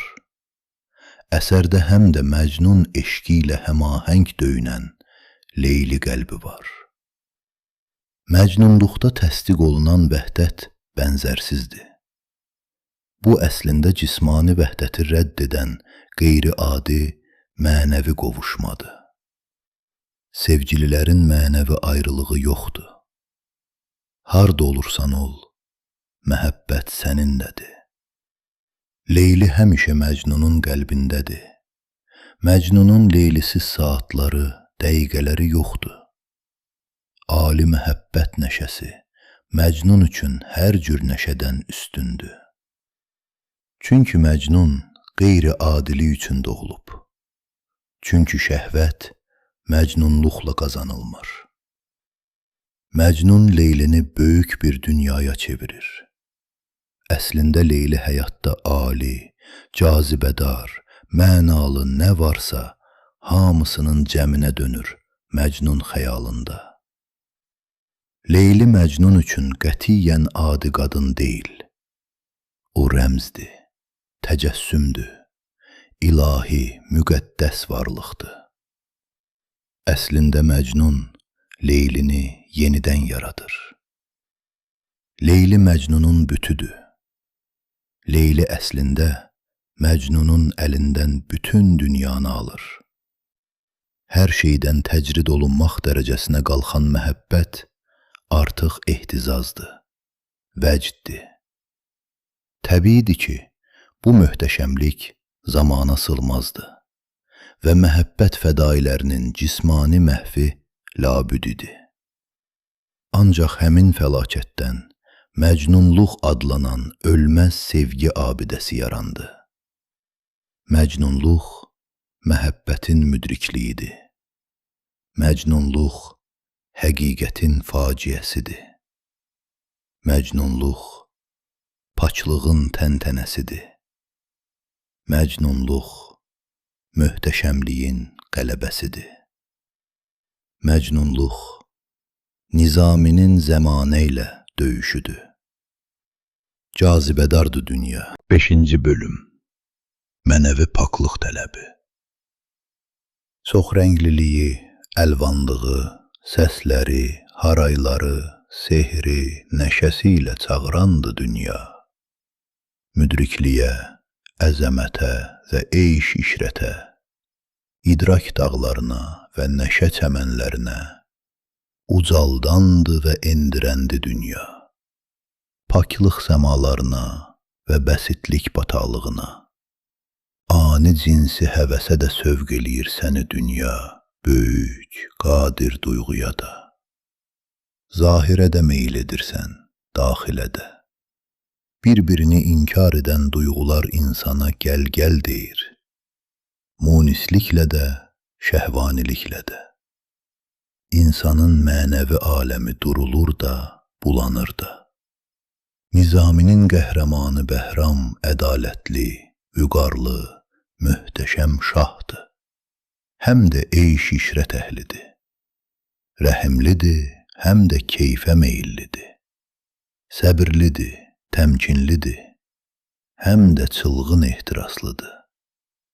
Dünyanın ali mənasına dalandı, həm də kiçik ləzzətində hərisdir. Elmə də meyli var, meyə də. Barışarmı bu duyğular bir-biri ilə? Əsildimi kef əhlinin müdrikliyi? Dünyadan 5-50 yapışam, dünyanı dərindən anlarmı? Şəhvət ocağı yanında hikmət ocağı sönməzmi? Kim qazanır dünya, kim itirir? Dünya adlanan bağın bütün meyvələrini dadanmı? Yoxsa ən yaxşısını yiyənmi? Nizaminin 7 gözəli böyük suallar və böyük cavablar əsəridir. Aqillər 100 ehtirasın içərisindən birini seçənlərdir. Müdrikliklə eyş-işrət əsirliyi bir yerə sığmaz. Eyş-işrətin özünə məxsus cazibədarlığı var. Ancaq bu həvəsdə ismətə, xalisliyə, iradəyə, ağla düşmən kəsilən qəbahət də yaşayır. Eyş-işrət sevinci, qəbahət qarşılıqlı səadətdir. Həm də onda insanı zahirdə saxlamaq, zahirə pərçimləmək xisləti var. Ani gözəlliyə hərislik Bəhrama həmişə mane olur. Onu düz yoldan azdırır. O özündə 2 qütbü, şəhvaniliyi və mənəvi qüdrəti heç cür birləşdirə bilmir. Ağlının yetkin çağında o, dünyanın əsl mahiyyətinə varır və cəlbedici nəşələr, günbəzlər səltənətinin puçluğunu duyur. Həqiqət işığı, xülya qaranlığını qovur. Şahlıq səlahiyyəti Bəhramı aqillərdən ayırır, hökmranlıq pilləsinə qaldırır. Buna o ədalətlə cavab verməlidir. Burada şahlıq çiyinə düşən ağır yük olur. Ancaq hökmranlığın digər tərəfi də var. İmtiyaz genişliyi, gözəlliyi mənimsəmək imkanı. Bəhram şahlığın hər 2 tərəfini özündə cəmləşdirməyə çalışır. O xalqa səxavət və mərhəmət göstərir, ürəklərə fərəh gətirir. İnsafı gətirdi o bizim yerə, qalxdı ədalətin başı göylərə. Təzədən başladı toyu dünyanın, geniş nəfəs aldı qəlbi insanın. Onunla düzəldi işi varlığın, yıxıldı özülür riyakarlığın. O həm də özünü unutmamağa, dünyanın şərbətini böyük piyalələrdə içməyə can atır. Həftədə çalışdı şah kimi bir gün, 6 günü keçdi işrətdə bütün. İlk baxışda oxucu Bəhramın hər şeyə nail olduğuna inanır. Adama elə gəlir ki, Bəhram bəxtəvərliyin zirvəsidir. Həm rəiyyət yaxşı yaşayır, həm də Bəhram kefindən qalmır. həm də dövlət möhtəşəmliyini artırır. Əslində isə belə vəhdət əsərdə yoxdur. Şahlıq məsuliyyəti dinəndə eyş-işrət susur. Eyş-işrət həvəsi coşanda hökmranlıq əzmi azalır. Bəhram həm yaxşı hökmran, həm də yaxşı kef əhli ola bilmir. Birində qalib gələndə, o birində məğlub olur. Böyük Nizami sanki deyir, ey qafil, anlamırsan ki, böyük amal, böyük qurban tələb edir. Öz ani ehtiraslarının üzərindən keçməyən şəxsdə böyüklük ola bilərmi? Dünya rəngarəng olsa da, o bir rəngə vurulanları sevir. Ancaq hər kəsin öz çiçəyi var. Nəyə isə sahib olmaq üçün nədənsə imtina etmək gərəkdir. Yollar çoxdur. Seçilən yol birdir. Bəhramın gözəllik aləmi ilə təması 7 gözəllə münasibətində aşkara çıxır. Bu gözəllər əsərin əvvəlində xəyalı qanadlandıran romantik mavi çiçək səciyyəsi daşıyır. Bəhramın ürəyinə hakim olur, şirin, sehirli arzu, məqsəd kimi rahatlığını əlindən alır, onu cəlb edir, çağırır. Bəhramın qarşısında əsrarəngiz bir mənzərə açılır. Dünya rəngləri gözləri oxşayır və ürək onlara qovuşmaq həsrəti ilə döyünməyə başlayır. 7 gözəl dünyanın Bəhrama bəxş etdiyi sehir kimi vəsf edilir. Sonralar romantikanın yerini real qadın gözəlliyi, qəlbə nəşə verən eyş-işrət və gözləri oxşayan əlvan rənglər tutur. Baharın, güllərin, gəncliyin şeiriyyəti bir-birinə qarışır. Nizami misilsiz rəssam hünəri göstərir. 7 rəng 1000 rəngə dönür. Bir anlıq Nizami ilə bərabər vurulursan, məftun olursan gördüklərinə. Duyursan, hiss edirsən ki, bu alovu göylərə qalxan nəşəsəvərlikdə özünə məxsus şeiriyyət var. Lakin Nizami bəhramları eyş-işrət qapısından halallıq və paçlıl evinə köçürür. 7 gözəlin şaha söylədikləri hekayətlərin heç birində nəşəsəvərlik təbliğ olunmur. Əksinə, gözəl qadınlar öz hökmdarlarına halallığın, düzlüyün, mənəvi təmizliyin böyüklüyündən danışırlar. Söhbətlərdə ağıllı, iradəli, xeyirxah, cəfəkeş insanlar qələbə çalır. Sərsəmlər, kef əhli bədnam olur. Şair mey piyaləsinə hikmət danələri tökür. Cənnət kimi görünən nəşə aləminin cəhənnəm xislətini açıb göstərir. Gördü altındakı dərddir, xətərdir. Mindiyi at deyil, qızğın əjdərdir. Dərd ayağı vardı, 2 qanadı, 7 başı görcək ağlı oynadı. Beləliklə də 7 gözəlin mənası son dərəcə genişlənir. Yer ləzzəti ilə səma hikmətinin, gözəllik ilə halallığın, zövq ilə düzlüyün, fərəh ilə kamalın, cazibədarlıq ilə ismətin vəhdəti imiş 7 gözəl. Bəhramın daxilində məskən salmış 2 güclü hiss, nəşə və hökmranlıq, biri digərini rədd edir. Bəhram, işrətin şahlığa mane olmadığını inadla sübut etməyə çalışır. Ancaq buna nail ola bilmir. Çünki hər iki hiss insandan bütöv ömür istəyir. Çünki hər iki hiss bir-birinə yaddır. Çünki hökmranlıq səlahiyyəti həm insani böyüklüyü, həm də insani naqisliyi nəzərə almalı tələb edir. Şah həm xalislərlə, həm də xəbislərlə əhatə olunur. Birincilər inama, ikincilər şübhəyə layiqdir. Bu dövlət xadimindən gərgin həyat tərzi tələb edir. Dövlət xadimi bəsitlikdən yüksəkdə durmalıdır. Eyş-işrət həvəsi Bəhramı bu zirvədən həmişə salır. Nəşəsəvərlik ağılı söndürür, iradəni sarsıdır. Dövlət başçısının isə ağıldan və iradədən güclü silahı yoxdur. İşrət meylində ictimai aləmdən ayrılmaq təhlükəsi var. Nəşə axarı insanı öz qoynuna alaraq aparır.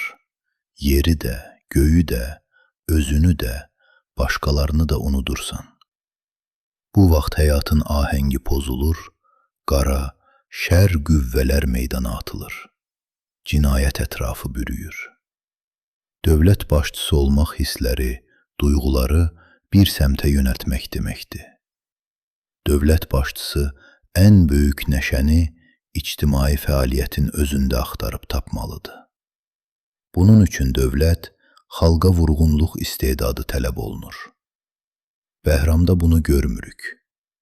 Dünya 5 gündür, deməli tələs, ətrafa mənəvi işıq saç, sənin dünyaya gəlişin dünyanı nurlandırsın. Bəhram nəşəsəvərliyinin ucbatından məmləkət sarsılır. Xain vəzir cəmaatı acınacaqlı vəziyyətə salır. Zülm ərşə dayanır. Xarici basqın hədəsi yaranır. Hər dadlı nemətin arxasınca getmək Bəhrama baha başa gəlir. Zəmanə onu müəllimlik taxtından salır, günahkara çevirir. Bəhram rəiyyət tənəsinə dözməli olur. Bəhramın son günləri onun özünü dərk etmə məqamlarıdır. Bu məqamlarda o, keçici meyil ilə mənəvi yetkinlik, həvəs ilə idrak arasındakı fərqi anlayır. Ömrün son günləri müdrikliyin qələbəsini yaradır. Bəhram öz əvvəlki arzuları, həvəsləri ilə vidalaşır. Onların mənasızlığını anlayır. Açıq və zəruri inkar yaranır.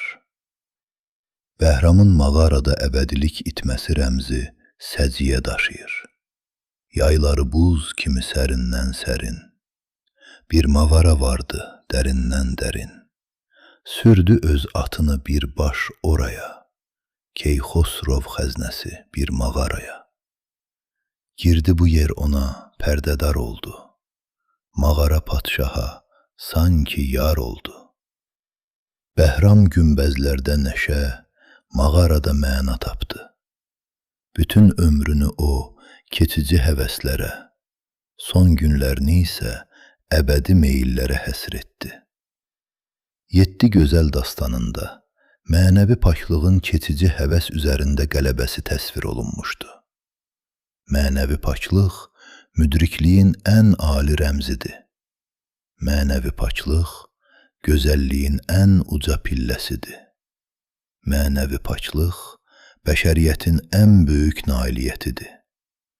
Mənəvi paklıq Nizaminin insanlara müqəddəs vəsiyyətidir. 6-cı bölüm.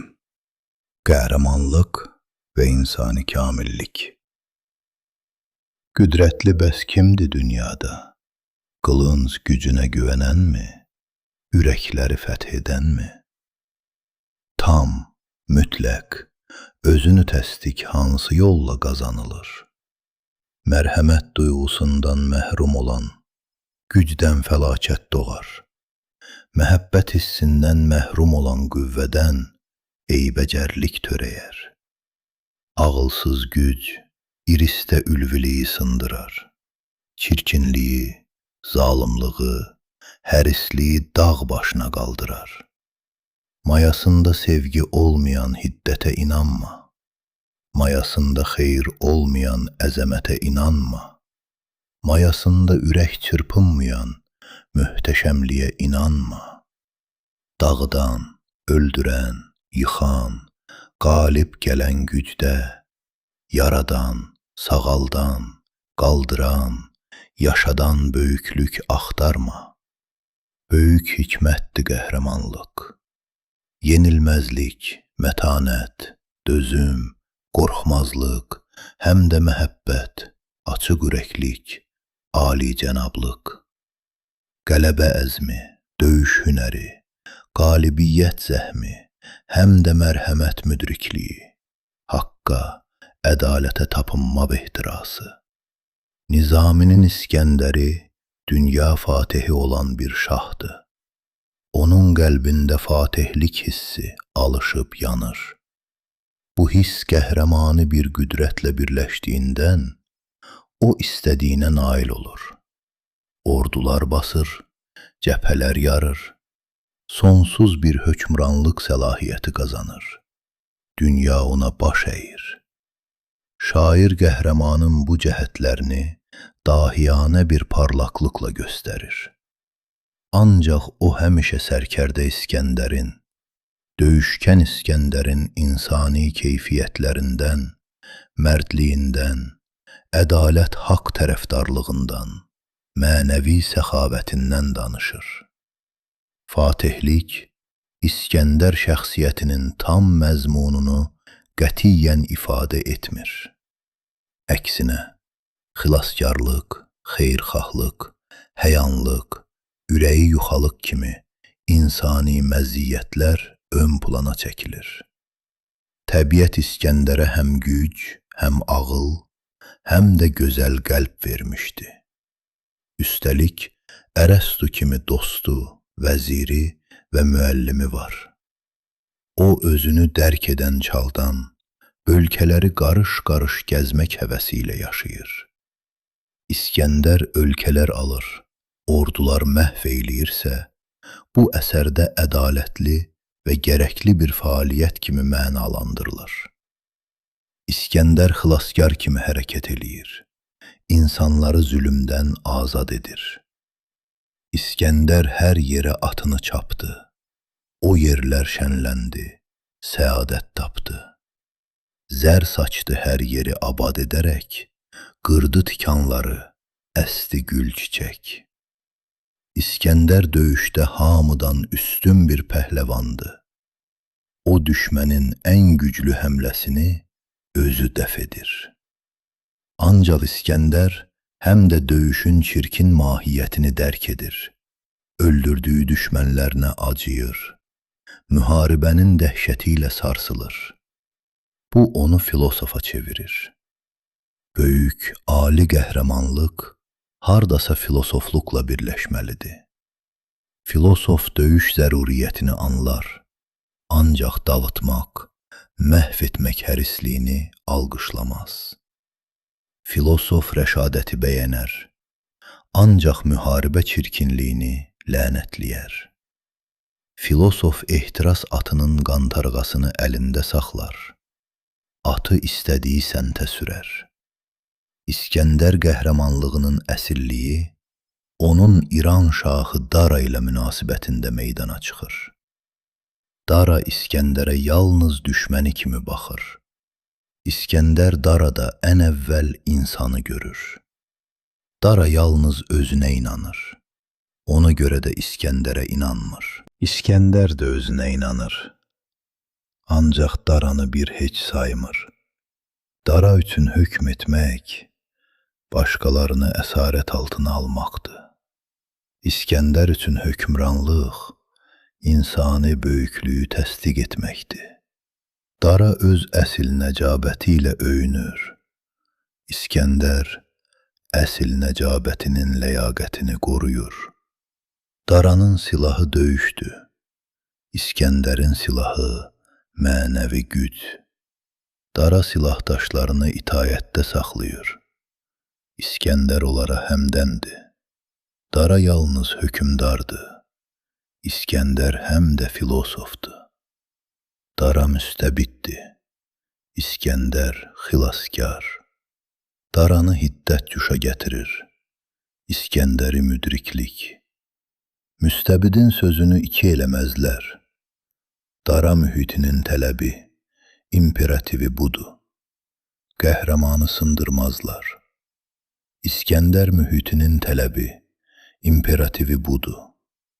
İskəndər məğrurluğu, İran şahına xələt göndərməmək, Dara üçün böyük qəbahətdir. Əslində isə İskəndərin bu hərəkəti olduqca təbiidir. Özün güclü, qüdrətli olasan, ədalətə xidmət edəsən, həm də başqa bir şaha xələt göndərəsən, ona baş əyəsən, nə üçün?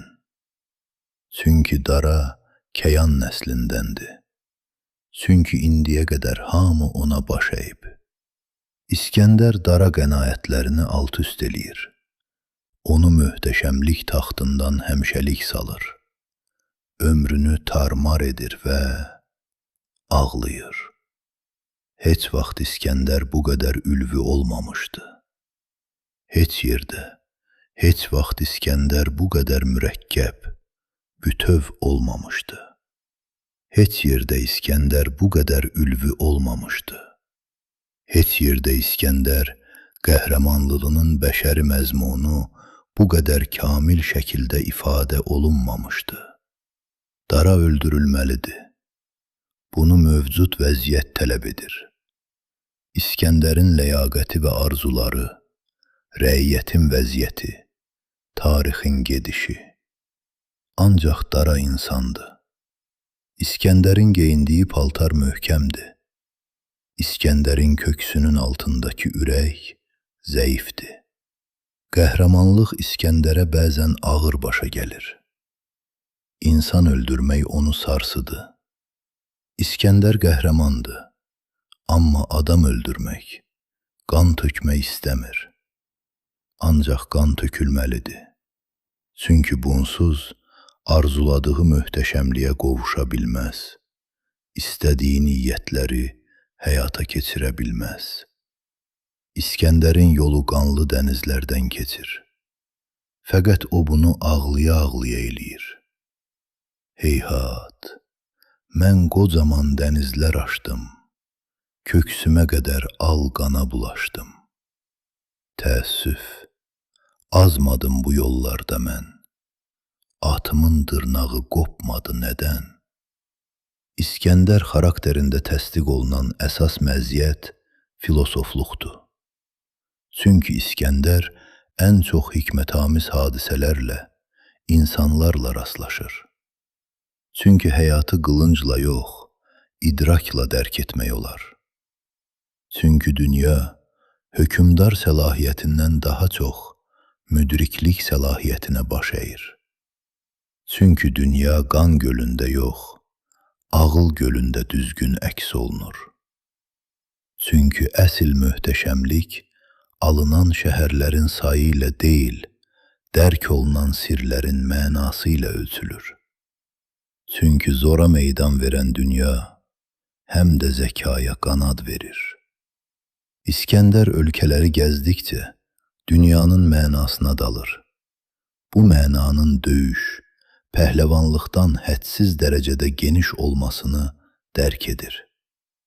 Dünya onu yeni-yeni hikmətlərlə tanış edir və İskəndərin ürəyində yaşayan filosof gözü alovlanmağa başlayır. Dünya İskəndəri öyrədir və dünyanın təqdim etdiyi ən böyük mənalardan biri nüşabədir. Əslində nüşabə ilə İskəndərin münasibətində nüşabə müəllimdir, İskəndər tələbə. Əslində nüşabə ilə İskəndərin münasibətində nüşabə qalibdir, İskəndər məğlub. Nüşabə fatihlik imtiyazlarının puçluğunu İskəndərə ilk dəfə sübut eləyən şəxsdir. Ey fatihlikdə qürurlanan şəxs, həyat müdrikliyinin yanında sənin möhtəşəmliyin cüzidir. Sənin dünya üzərində hökmün də mütləq deyil. Torpağı yiyə bilməzsən. Nüşabə əsərdə bu sözləri demir. Ancaq onun davranışından bu sözlər oxunur. Əslində nüşabə İskəndəri fatihlik atından salıb, onu hikmət atına mindirir. Ona sübut eləyir ki, sənin böyük İskəndərin məntiqi həyatın məntidi yanında çox sönükdür. Nüşabə həm də qadın haqqında bəzi yanlış təsəvvürləri alt-üst eləyir. Nüşabə həyatsevərdir, ismətlidir, zərifdir, ağıllıdır, gözəldir, həm də əzəmətlidir, qüdrətlidir. İskəndər belə qadın görməmişdi. İskəndərin daxili aləmində heç kəs belə gərginlik yaratmamışdı.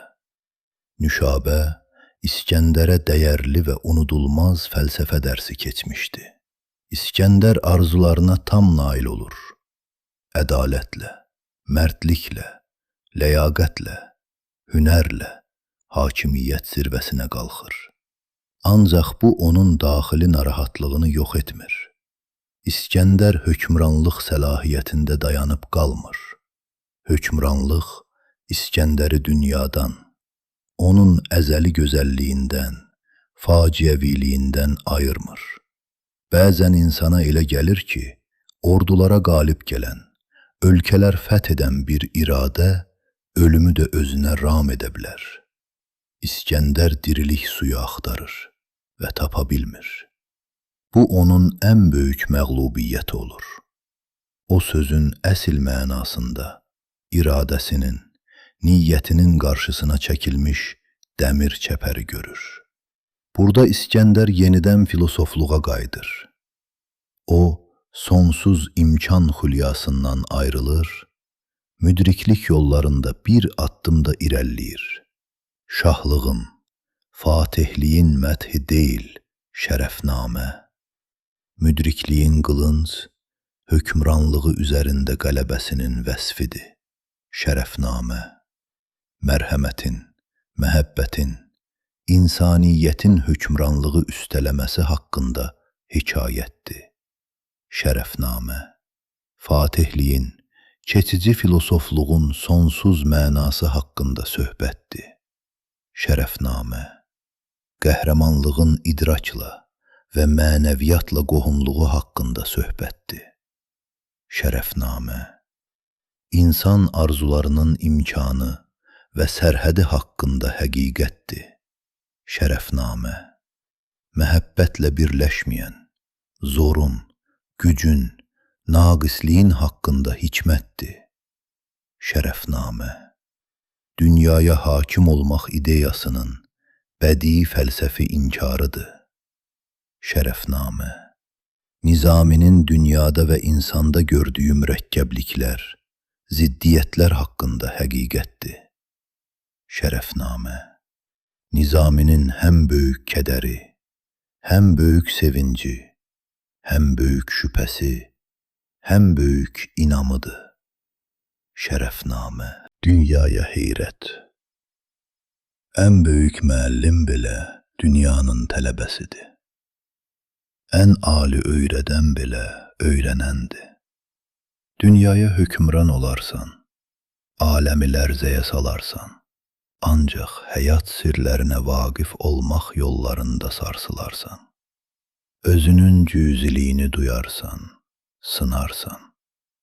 Qılınc hökmranlığına yiyələnmək nisbətən asandır.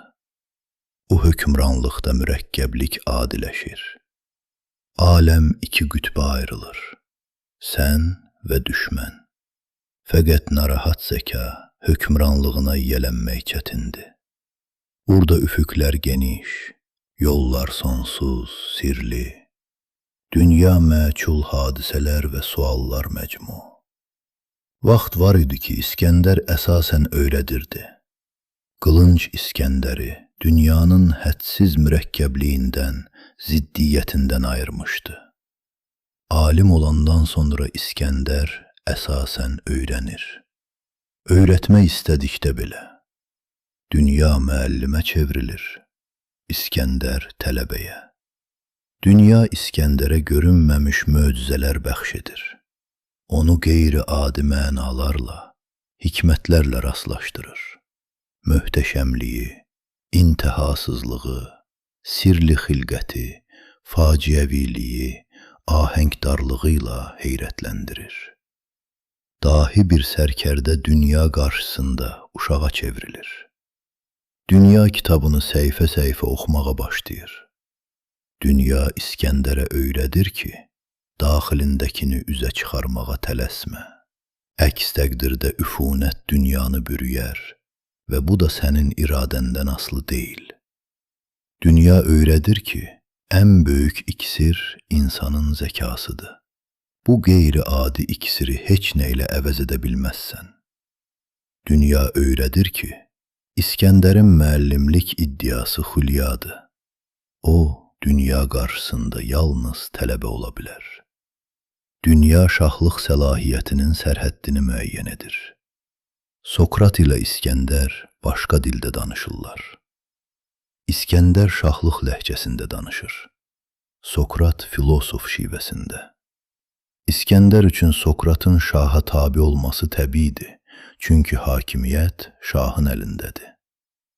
Dur, aranı et mənimlə saz, dünyadan eyliyim səni biniyaz. Sokrat üçün belə münasibət qeyri-təbiidir. Çünki filosofun var dövləti hümmətdir, maddi sərvət gərəksizdir. Çünki filosofun mənəvi dünyadan başqa aləmi yoxdur. Hümmətdə varlıyam mən, qat-qat səndən. Mən biraz yiyənəm, sənsə çox yiyən. İskəndər fərman alandı, çünki həvəsinin quludur. Sokrat fərman verəndi, çünki həvəsinin şahıdır. Mənim həvəs adlı bir nökərim var. O daim önümdə fərmanda durar.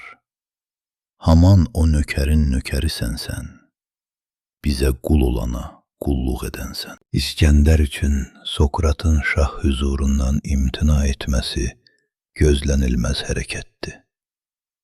Sokrat üçün bu təbiidir. Çünki zəka padşahı qılınc padşahının ayağına gəlməz. İskəndər Sokratı öz hökmranlığı ilə əfsunlamaq istəməsi gülüncdür. Çünki Sokrat belə hökmranlığı qəbul etmir. Nəhayət İskəndər filosofluq səlahiyyətinə söykənir. Bu isə əbəs cəhddir. Çünki filosofluqda, mənəviyyatda İskəndər Sokratdan hədsiz dərəcədə aşağıdır. Səndə ki pak olmaq iddiası var, bəs nədən heyvanta yedirsən rəftar? Yataraq dovşan tək, coşub pələng tək, sən ayıq aslanla qovğadan əl çək. Sokrat İskəndəri öyrədir. İskəndər daim öyrənir. İnsan zəkasının möcüzələr yaratmağa qadir olduğunu İskəndərə Əflatunun hazırladığı musiqi aləti öyrədir. Dünyanın mürəkkəb təbiətini İskəndərə dahi alimlərin dünyanın yaranması haqqında müxtəlif, mübahisəli fikirləri öyrədir. Hindli hakimlə söhbətində İskəndər müəllimlik eləməyə müvəffəq olur. Ancaq ardıcıl şagirdlik vaxtaşırı müəllimliyə həmişə üstün gəlir. Dünya İskəndərə demək olar ki, həmişə bilmədiyi, eşitmədiyi, görmədiyi şeylərdən danışır. Dünya İskəndəri filosofluq taxtına çıxarmaqla onu tilsimli oda salır.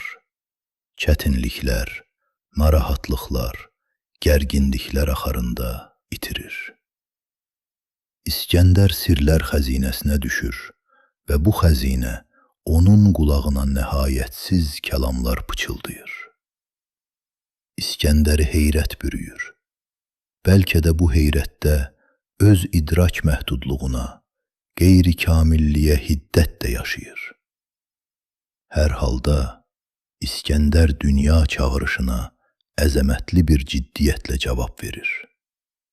Hər halda İskəndəri peyğəmbərlik səfərlərinə filosofların nəsihətləri yola salır.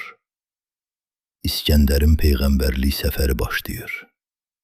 O çeşid-çeşid insanlarla, təbiət hadisələri ilə, dəniz möcüzələri ilə, kəskin təzadlarla qarşılaşır. Ürəklərdə ümid çırağı yandırır. Hər yanda mərhəmət və ədalət toxumu səpir. Sirlərlə, sehirlərlə, əfsunlarla dolu dünyanın mənasına qovuşduqca, idrak həvəsi coşub daşır. İskəndər dünyadan doymur. Bəlkə sarı qumlu sehralardan, burulğanlı dənizlərdən keçən İskəndər artıq dünyanın mənasına dalıb müəllimlik səlahiyyətinə malik olur. Xeyr, İskəndər peyğəmbərlik libasında da öyrənir. Dünya İskəndərə yeni, gözlənilməz hikmət bəxşişlər verir. Dünya İskəndərə əsil, böyük, ədalətli, ideal cəmiyyət haqqında heyrətamiz bilik verir. Cənnət tək içində hər nemət olan bir şəhər gördülər onlar uzaqdan. Gəlib darvazaya yetcək İskəndər, gördü ki, qapıdan yoxdur bir əsər. Gördü çox bəzəkli, dolu dükanlar, ancaq nə qapısı, nə qıfılı var. Bu hadisə əslində İskəndər peyğəmbərliyinin süqutudur. İnsanlara bilmədiklərini öyrətmək arzusu ilə səyahətə çıxan İskəndər, əsl həqiqəti dərk edir, anlayır ki, ictimai bərabərliklə mənəvi kamillik birləşəndə insan həyatı gözəl və ülvi olur. Əgər zirəksən, ibrət al bu heyrət verən sirlərdən. Dünyanı gəzmərər mən, daha bəsdir. Hər ovlaqda bir tor qurmaq əbəsdir. Bütün yığdıqlarım qalsın bir yana, buradan öyrəndiyim bəs edər mana. Nizami ideal bərabərlik cəmiyyətini düşünəndə nə Campanella vardı, nə Thomas More, nə də Saint-Simon. Nizami bu idealı İskəndərin fəlsəfi, idraki axtarışlarının son nəticəsi, yekunu sayır. Həyatın İskəndərə öyrətdiyi ən ibrətli dərs bu olur. İskəndər həyatla yanaşı ölümü də duyur. Hər kəsin həyatda ömür adlanan bir şamı var. Gec-tez o şam sönür. İskəndərdən sonra onun filosof dostları Sokrat, Əflatun, Ərəstu dünyanı tərk edirlər. Ölüm qarşısında onlar öz zəka və biliyinin nisbi mənasını duyurlar. Onlar görürlər ki, ölümün qarşısında qılınc gücsüz olduğu kimi, zəka da gücsüzdür. Zəka insanı yüksəldir, ölüm insanı torpağa endirir. Torpağın yaşı çoxdur, ömrün yaşı az. Ömür fərqləndirir, ölüm eyniləşdirir. Dünyanın fərd üzərində qələbəsi haqqında dastandır, İqbalnamə. Dünyanın əzəməti, böyüklüyü, sirli, sehirli, möcüzəli təbiəti haqqında hekayətdir, İqbalnamə. Şahlıq səlahiyyənin səddi, həddi, sərhəddi haqqında həyat dərsidir, İqbalnamə. Dünya məntiqinin zəka məntiqini üstələməsi haqqında kəlamdır, İqbalnamə. İnsan arzularına cavab verən bərabərlik cəmiyyətinin vəsfidir, İqbalnamə. Dünya sirlərinə vaqif olmaq ehtirasının tərənnümüdür, İqbalnamə. Dünyanın və dünyaya layiq insanın bədii təsdiqidir, İqbalnamə. Dünyaya Nizaminin dahiyanə, bənzərsiz heyrətidir, İqbalnamə. 8-ci bölüm Nizamilik. Dünya Nizami qələmində sonsuz dərəcədə cəlbedicidir, əfsunludur, şeiriyyətlidir, ülfətlidir. Lakin o həm də Nizamini sonsuz bir dərdə salan, qəlbini göynədən, sevincini söndürən, əzablı düşüncələrə sövq edən, təlatümlü hisslər axarında yaşadan, yaxan bir varlıqdır. Bu səbəbdən də Nizamini sırf epik şair adlandıranlar yanılırlar. Xəmsənin ruhuna sakit və sabit epik ahəng yatdı. Homer epikdir, çünki ən faciəli anlarda belə əsərin ümumi epik ahəngini saxlayır. Nizami isə daxilən qeyri-epikdir, marahatdır, şikayətlidir, hadisəyə müdaxilə eləyəndir, öz hisslərini hadisə arxasında gizlədən deyil.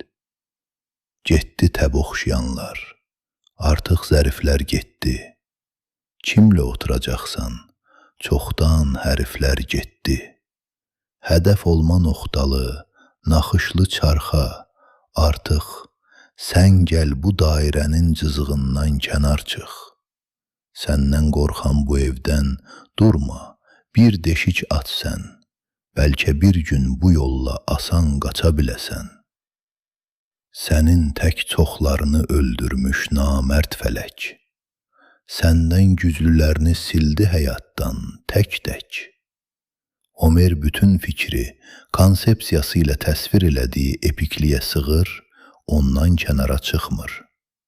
Onun yaradıcı məni epik axara uyuşur, onda özünü tapır. Nizamiyə epik axar bəzən kifayət eləmir. Onun daxili dünyasındakı qəzəb, hiddət, sevinc, kədər püskürür, epik ahəngə sığmır. Bir-birini inkar eləyən iki cəhət bir-birinə qovuşur, bir-birini tamamlayır, bir-biri ilə vəhdət yaradır. Şirinin Xosrov üçün göz yaşı tökməsi təbiidir, ancaq Şuriyyənin Xosrovu xaincəsinə öldürməsi qeyri-təbiidir. Bununla insanlıq barışmaz, ancaq zəmanə barışır. Ona görə də Nizami sevdiyi, şeiriyyətini ehtirasla vəsf etdiyi dünyanı damğalayır. Dünya gözəlliklərini duymaq, sevmək, onlardan bəhrələnmək xoşdur və zəruridir. Fəqət gözəlliyə meyil həddini aşsa, eybəcərləşər, bayaqlaşar. Bu səbəbdən də həyatsevərliklə mənəvi kamillik vəhdət yaratmalıdır. Döyüş səhnəsi mərdanəlik, qəhrəmanlıq meydanıdır. Lakin o həm də yırtıcı ehtirasların coşması, tüğyan etməsidir. Sevindirən, heyrətləndirən döyüş həm də kədərləndirir, hiddətləndirir. Gözəldir insanın ağlı, qəlbi, sifəti, fəqət sabah onların palçığa çevrilmək məqamı var. Nizamilik ülvi vəhdətdir. İlahiləşdirmə, ideallaşdırma, romantikləşdirmə siqlətinin və gerçəklik duyğusunun vəhdətidir. Sonsuz bir səmavilik var Nizami şeirində. Qəhrəmanlıq yüksək bədii idraki səviyyəyə qaldırılır. Xosrovlara, İskəndərlərə, Şirinlərə, Fərhadlara, Bəhramlara, Nüşabələrə ilahi qüdrət bəxş edilir. Ancaq səmavilik təbii gerçəkliyi azaltmır və Nizami möcüzəsi elə bundadır.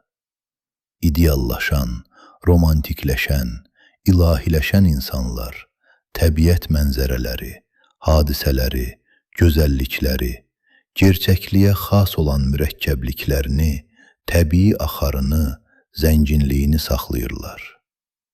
Xəyal gerçəkliklə bir vəhdətdə birləşir. Təbii şəkildə biri digərinə keçir, biri digərini tamamlayır. Nizami qəhrəmanları intihasız möhtəşəmliyə malik olan, başı göylərə dəyən şəxsiyyətlər kimi təsvir olunur. Nizaminin təbii yerə sığmır və Xosrovlar, Fərhadlar, Şirinlər nağıllaşır, əfsanələşir. O taxt deyildi, bir asimandı. O şah deyildi, sahibgərandı. Onun hökmündə idi yerlərlə göylər, süfrəsi ulduzdan torpağa qədər. Məclisində zinət behiştək yüksək, onun boynu bağlı quluydu fələk. Həyat yoxdur. Ürək nəyəsə, kiməsə səcdə qılmalıdır. Gözlərdə ülvi məhəbbət işığı daim yanmalıdır. Fəqət ürək həm də yaxın, həm də arzular. Gözlər gözlərdə doğmalıq axtarar. İnsan həm uzaqlığa, həm yaxınlığa can atır. Fəqət müqəddəsliyə can atan müqəddəsliklə çırpınan qəlbin, adi, sadə həyati duyğulara, mehrə, nəvazişə, həmdəmliyə, yaxınlığa da ehtiyacı var. Adətən geniş hadisələr qəhrəmanın daxili aləmini, özünə məxsusluğunu, fərdiliyini kölgədə qoyur. Nizamidə vəziyyət başqadır. Monumentallıq mənəvi aləmin tədqiqi ilə üzvi surətdə birləşir. Biz qəhrəmanın mənəvi aləminə səyahət edirik. Onu bütünlüklə görürük. Ona xas olan ən zərif, incə cəhətləri duyuruq. Daxili dünyanı səhifə-səhifə vərəqləyirik. Nizami qəhrəmanlarının heç biri standart tip qəlbinə sığmır. İskəndər yalnız şah deyil, həm də filosof və peyğəmbərdir. Nizami İskəndərin şahlıqdan əlavə, onun insani keyfiyyətlərini qabardır. Nəticədə biz İskəndər dünyasının şahlıq dünyasından geniş və böyük olduğunu anlayırıq. Xosrov şahdan daha çox aşiqdir və əsərdə aşiqlik şahlığı kölgədə qoyur. Dastanın bədii fəlsəfi məğzi ən çox məhəbbət motivində açılır. Şirinin şahlığı onun heyrətamiz məhəbbəti yanında heç görünmürdü. Fərhad ilk növbədə aşiqdir. Onun əzəməti ən çox məhəbbətdə aşkar olur. Qəhrəmanları standart tip qəlbindən çıxaran Nizami, onların könül aləmini tədqiq etmək üçün sonsuz imkanlar əldə edir və bu imkanlardan dahiyanə bir məharətlə istifadə edir. Şirinin ürəyində yaranan məhəbbət, onun daim Xosrovdan ayrılması və daim Xosrova yaxınlaşması mənəvi əzaba çevrilir. Əzəmətli, vüqarlı İskəndərin Daraya ağlaması, Bəhramın eyş-işrət dünyasından əl çəkib, mənəvi aləmə qədəm qoyması, Məcnun ilə Leylinin sevgi məqamları, bədii psixologizmin nadir nümunələrindəndir. Xəmsədə təsvir olunan hadisələr vüsətlidir. Fəqət qəhrəmanlar bu hadisələrin içərisində itib batmırlar. Əksinə, özlərinin bütün insani, fərdi cəhətlərini aşkara çıxarırlar. Nizami ən çox hökmranlıq səlahiyyətinə malik olan şəxslərdən danışır. Qəhrəmanların daxili aləmi ilə həmin səlahiyyətdən kənara çıxır. Nizamini hökmdarlıq səlahiyyətindən çox insanlıq səlahiyyəti maraqlandırır. Nizami insanlıq səlahiyyətini hər tərəfli tədqiq edir. Onun zənginliyini aşkara çıxarır, şeiriyyəti ilə qanadlandırır. Xəmsədə insan ilə dünya arasındakı münasibətlər əks olunur. Nizamilik yüksək vəhdətdir. Həyatsevərlik ilə kamilliyin vəhdəti. İnsan mənəvi kamilliyə iki cür qovuşur. Həyat nemətlərindən əl çəkməklə, buna zahidlik deyirlər. Həyatı sevməklə, onun yaratdığı gözəlliyə pərəstiş etməklə, buna aşiqlik deyilir. Nizamilik qeyri-adi vəhdətdir. Dahiyanə sənət ilə, sənət haqqında dərin fəlsəfi düşüncələrin vəhdəti. Nizamilik rəmzdir. Ülviləşdirən, torpağa endirən və səmaya qaldıran, həyatı sevdirən və idealı təsdiq edən, romantikləşdirən və müdrikləşdirən rəmz. Rəmzləşənlərə ölüm yoxdur.